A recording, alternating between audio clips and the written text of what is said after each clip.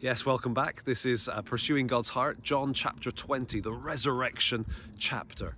This is obviously incredibly significant. Jesus died, and then on the third day he rose from the dead. He conquered death, the devil, sin, everything that was against him. But what I want us to see here is that Mary Magdalene gets to know about the resurrection. She goes, tells Peter and John. They have their race, which I think is quite humorous, the way it's described.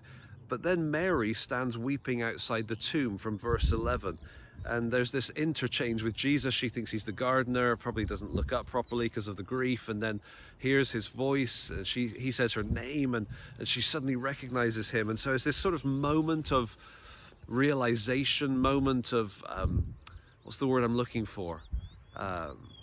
Reunion, I suppose. It's a sort of a moment of unique reunion, and she cries out to him, and his response is fascinating. Verse 17, at first glance it seems a little bit strange, but I want us to notice something here. He says, "Do not cling to me, for I have not yet ascended to the Father, but go to my brothers and say to them," look at what he says, "I am ascending to my Father and your Father, to my God and your God."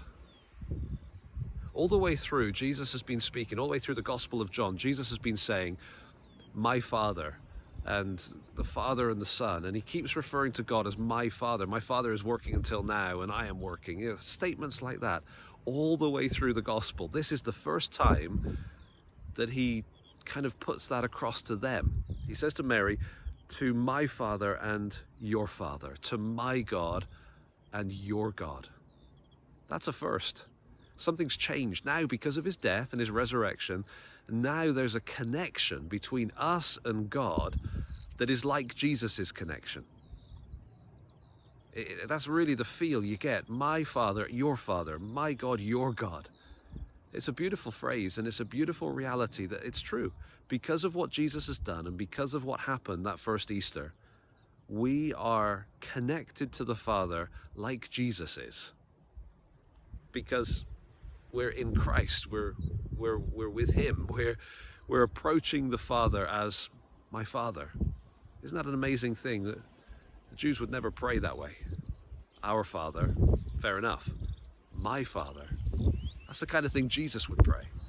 But now it's the kind of thing we can pray because of what Jesus has done.